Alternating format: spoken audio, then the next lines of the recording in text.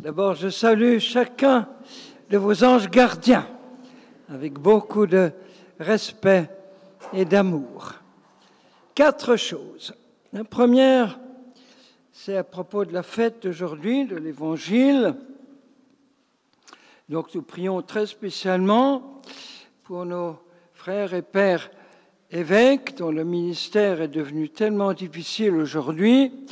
À Lourdes, ce soir même, s'ouvre la session annuelle de tous les prêtres, de tous les évêques de France qui se retrouvent pour une semaine surtout de prière ensemble et aussi d'échange, de partage. Mais chacun de nous est un berger là où il est. D'abord, le père de famille, comme dit saint Augustin, c'est l'évêque de sa petite église. Chaque famille est une petite église. Les mamans sont aussi des bergères. Chacun est un berger parce que chacun a autour de lui tout un petit peuple, des amis, des camarades, des collègues de travail, qui sont encore aux études, des co-étudiants. Chacun a un petit peuple autour de soi et chacun doit se sentir un petit berger pour les conduire au torrent d'eau vive qui jaillissent du cœur ouvert de Jésus, les verts pâturages, comme on dit. Deuxième chose, nous sommes encore dans la grande semaine et tout le mois, je dirais, d'ardente intercession pour tous ceux qui ont déjà quitté cette terre et qui seraient encore dans l'attente de la plénitude de leur gloire et de leur bonheur au ciel, ce qu'on appelle très maladroitement le purgatoire, qui est le chef-d'œuvre de la miséricorde de Dieu. Parce que si le purgatoire n'existait pas, ce serait le désespoir quand quelqu'un de nos amis, de connaissances, quitte très brusquement cette terre, sans aucune préparation, dans un accident de voiture, une crise cardiaque, comme ça arrive tellement souvent, et qu'il quitte cette terre encore plongé dans l'orgueil, l'égoïsme, l'impureté, les drogues, peut-être dans le spiritisme, l'occultisme, etc., etc. S'il n'y avait pas le purgatoire, on tremblerait en disant « mais c'est l'enfer ». Et comme Dieu fait tout pour que personne n'aille en enfer, il a imaginé ce second stage merveilleux. Comme quelqu'un rate le bac en juin, il peut encore se représenter, si je me trompe, en septembre. Donc nous avons une seconde chance. C'est quelque chose de merveilleux. Et ce qu'on appelle très vulgairement la mort, c'est notre naissance. Dies natalis, notre naissance au ciel, après avoir vécu toute notre vie terrestre comme un temps de gestation. Où ça ? Dans le sein virginal et maternel de Marie. C'est une chose bouleversante, parce que nous grandissons en vie divine, là même où Dieu a grandi pendant 9 mois en vie humaine. Et toute notre vie, cette préparation à notre naissance, parce qu'un enfant, que je sache, n'est pas fait pour rester beaucoup plus longtemps que 9 mois dans le sein de sa mère.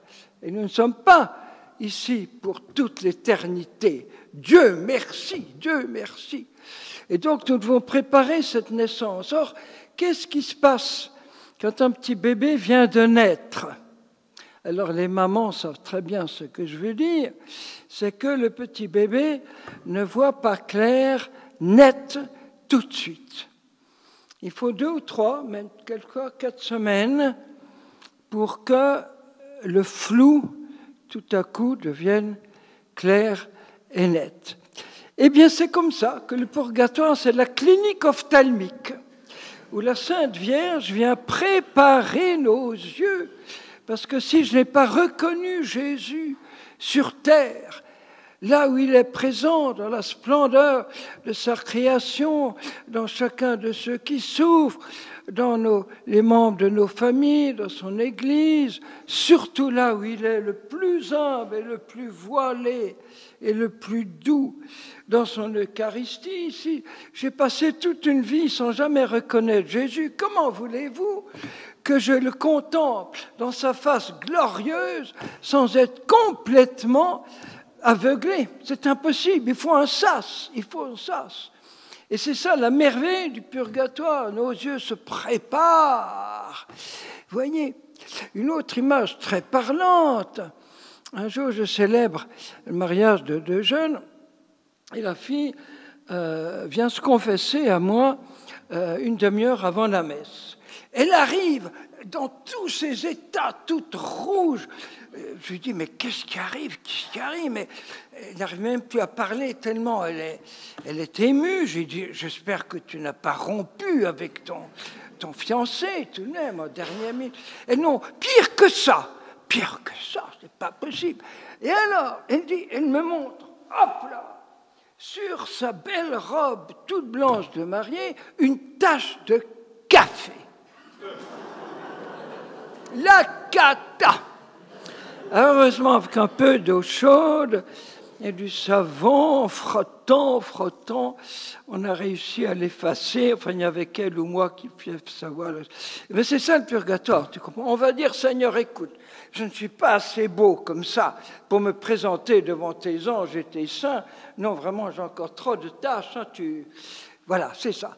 Pour rentrer aux noces éternelles avec un beau costume, vous voyez. C'est une autre image aussi, c'est l'atelier. Car si le Saint-Esprit n'a pas terminé son œuvre en nous, si nous ne sommes pas encore complètement configurés à Jésus, eh bien, il faut un temps pour que nous devenions un chef-d'œuvre. C'est le roi Baudouin de Belgique qui disait très souvent « Il nous faut quitter cette terre achevée ». Et donc, si nous ne sommes pas achevés, si nous ne sommes pas encore canonisables à l'heure de notre mort, eh bien, ce n'est pas une cata totale. Il y aura ce moment où le Saint-Esprit va continuer son œuvre. Vous voyez, tant de belles images, je n'ai pas le temps, on pourrait passer toute la nuit pour montrer ce mystère merveilleux du purgatoire. Et ce qui est merveilleux, c'est qu'il y a une connexion incessante entre l'Église de la terre, l'Église du ciel et l'Église que j'appelle de l'espérance. L'Église de la terre, c'est l'Église de la foi. Nous cheminons dans la nuit, mais une nuit très étoilée de la foi. L'Église du ciel, c'est l'Église du plein jour, du plein midi, du soleil éclatant. Et le purgatoire, c'est l'Église de l'aurore. Mais ce n'est pas le désespoir, parce que la seule porte de sortie, c'est le ciel. C'est extraordinaire. Et donc, c'est l'Église de l'aurore. Et quand l'aurore se lève, tu sais que le soleil arrive. Voyez ? Sur terre, c'est l'Église, je dirais, du temps de la Pentecôte, continuelle, perpétuelle. Au ciel, c'est l'Église de la Pâque éternelle. Et entre les deux, on pourrait dire, c'est l'Église de l'Avent et du Carême.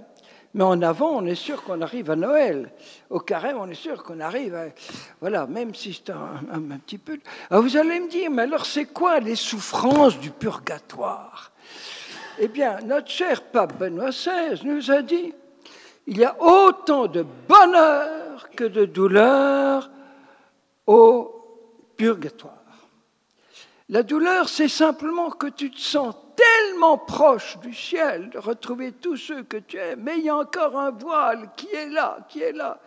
Et c'est justement cette souffrance d'être si proche du ciel et de n'y être pas encore. Et aussi la souffrance de comprendre que, mon Dieu, pendant mon pèlerinage sur la terre, finalement, je t'ai si peu aimé, Seigneur. J'ai si peu évangélisé. J'ai si peu vécu dans la charité. Si peu. Et maintenant, c'est trop tard. Alors là, aïe, aïe, aïe, aïe, aïe, aïe, aïe. Et quand Jésus va nous dire, merci. Merci pour tout ce que tu as fait pour moi.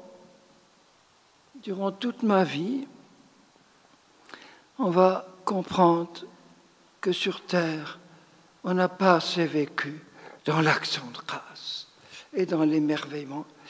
Et ça va être très douloureux de comprendre ça. Et quand Jésus va me dire, je te demande pardon pour toutes les souffrances, toutes les épreuves que tu as vécues, les maladies, etc., que j'ai permis pour que tu deviennes un saint, nous allons souffrir de n'avoir pas assez pu offrir tout cela au Seigneur. Je pense que c'est ça, la souffrance du purgatoire. Et j'en ai un bel exemple. J'étais dans un avion pour le Canada avec des réfugiés du Cambodge, en pleine guerre à ce moment-là. Et ils me disent, quelle joie, nous allons retrouver des membres de notre famille qu'on n'a plus vus depuis 10 ans, enfin se retrouver en famille. Et arrivé à l'aéroport, eh bien les pauvres, ils ont dû subir 5 ou 6 heures d'examens médicaux, de paperasserie et tout. Et pendant tout ce temps, il y avait derrière une vitre leur propre famille qui leur faisait des signes comme ça pendant des heures de suite. Et voilà, ça c'est la souffrance du purgatoire. Mais en même temps le bonheur. Il faut beaucoup prier avec eux, pour eux, parce qu'eux prient beaucoup pour nous, beaucoup. Et la troisième chose qui est très liée, c'est que nous sommes dans le mois de tous les saints. Cette fête des saints, c'est notre fête de famille. Ce n'est pas la fête des grands saints qui ont déjà leur fête. Ce n'est pas le père de François, Dominique, tout ça, Bernadette, ils ont tous leur fête, ça suffit. C'est les saints anonymes, les saints que Dieu seul connaît, les saints de chacune de nos familles, à travers les siècles, si elles sont baptisées, il y a des saints. Si vous êtes ici ce soir, dans cette église, c'est que vous avez des grands-parents, arrière, qui ont prié pour leur descendance, qui ont souffert pour leur descendance. Vous êtes les enfants, les fruits de leurs prières. Et c'est eux que nous fêtons. Et cette année, la fête de la Toussaint, forcément, elle est bien plus nombreuse que l'année dernière, parce qu'il y a tous les saints qui sont rentrés au ciel cette année. Et les saints, c'est les trophées de Jésus, les chefs-d'œuvre de l'Esprit Saint. Parce qu'après 2000 ans, quand on voit tellement de mal dans le monde, toutes ces guerres épouvantables, ce sang des innocents versé, tant de cataclysmes et tout ça, on pourrait se dire, mais Jésus a raté son coup, c'est pas possible. Ça fait 2000 ans, et on règle encore les affaires internationales en s'entretuant. Eh bien, la réponse, là où Jésus a réussi, ce sont les saints. C'est l'humanité dans toute sa splendeur, toute sa gloire. Ceux qui ont vécu les béatitudes de Jésus, c'est quelque chose de merveilleux. Et aujourd'hui, il y a une nappe phréatique de sainteté extraordinaire. Chez les enfants en particulier, il y a des enfants saints. D'ailleurs, vous en avez une à Toulon, la chère petite, comment elle s'appelle, Anne-Gabrielle, dont je connais les parents, dont on a ouvert le procès de béatification. Elle est morte à 8 ans dans un rayonnement de sainteté extraordinaire. Il y a tant de saints chez les jeunes aujourd'hui. J'ai écrit toute une suite de livres qui s'appellent Les Prophètes, avec des témoignages aussi bouleversants les uns que les autres, de jeunes de notre temps, pas d'il y a un siècle ou 2 siècles, chez les parents, mais c'est bouleversant. je n'ai pas le temps de donner des exemples, on passerait toute la nuit, mais croyez-moi, je suis émerveillé de cette sainteté qu'il y a en ce moment. Et c'est la réponse de Dieu à tant et tant de mal. Et dire à propos de sainteté, bien sûr, il y a les grandes figures d'aujourd'hui, Saint Jean-Paul II, oh alors là, Sainte Mère Teresa. Et puis voilà qu'il y a un mois, le pape débarque à Bruxelles, j'y étais, et dit « J'ouvre le procès de béatification du roi Baudouin ». Voilà, car cet homme de foi est un exemple pour tous les dirigeants du monde. Alors voilà, il a court-circuité les évêques, tout, il a dit « Je retourne à Rome et dès ce soir, je m'occupe de cette cause ». Et justement, pour rejoindre le début de cette homélie, il disait, plutôt l'homélie de ses funérailles, d'ailleurs on ne disait pas funérailles, la reine avait voulu appeler ça célébration de gloire et d'espérance, et le cardinal a dit, il y a des rois qui sont plus que des rois, ce sont des bergers qui donnent leur vie pour leur peuple. Et lui-même disait être roi, c'est souffrir pour son peuple, offrir pour son peuple, prier pour son peuple. Il aurait beaucoup aimé le rituel de, comment on ne dit pas de consécration, le rituel de consécration, si on peut dire, du roi Charles III d'Angleterre. Ça a été un événement d'une beauté bouleversante. Et alors, le premier rite, après le Kyrie, le Gloria, le Credo et tout ça, un petit page de l'âge de ce petit garçon qui vient devant lui, le regarde les yeux dans les yeux et lui dit « Sire, voulez-vous suivre le roi des rois ?» Et Charles répond « Je veux le suivre, non pour être servi, mais pour servir. » Et ensuite, il se déshabille presque complètement pour montrer qu'il est un pauvre petit bonhomme tout nu devant Dieu avant de recevoir tous les insignes de la royauté et le Saint-Crème consacré à Jérusalem. C'est extraordinaire. Ça, c'est Baudouin. Et je termine, il faut bien terminer. On souffle toujours du chronomètre parce qu'on est fait pour l'éternité, c'est ça. Donc on a hâte d'être hors du temps.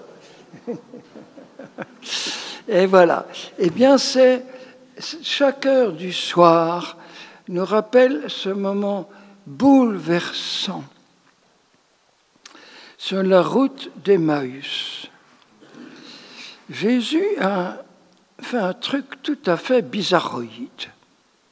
Il est avec eux, il bavarde avec ces deux pèlerins, et tout à coup, il fait semblant de partir.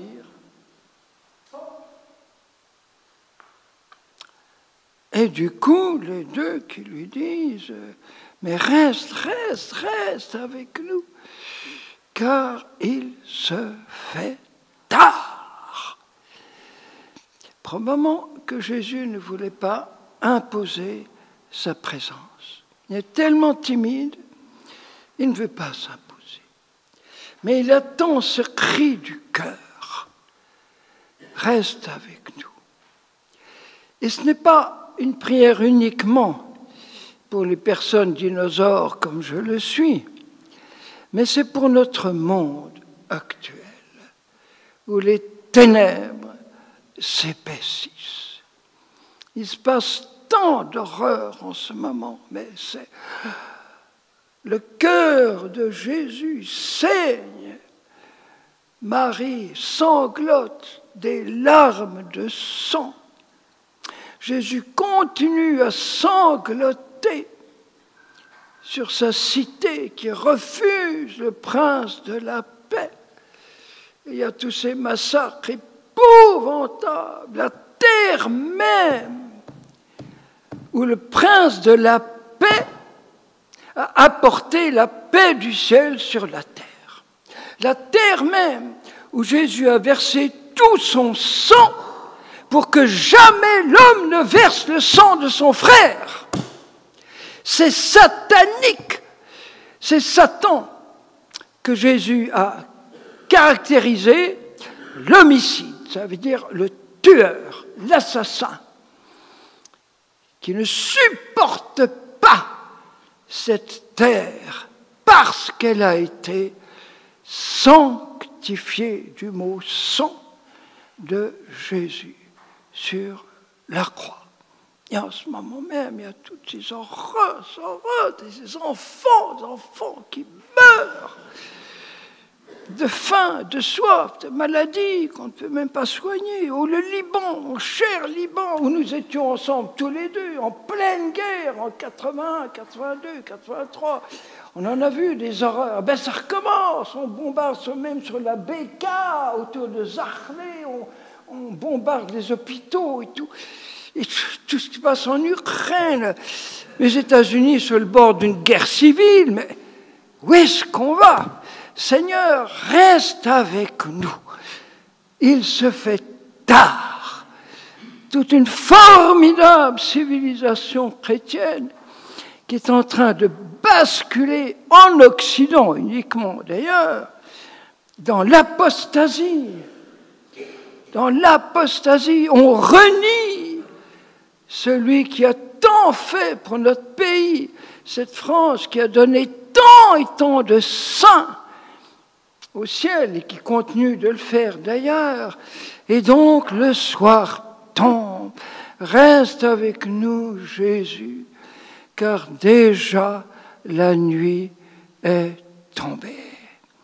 Et là, notre certitude, oui, il reste avec nous.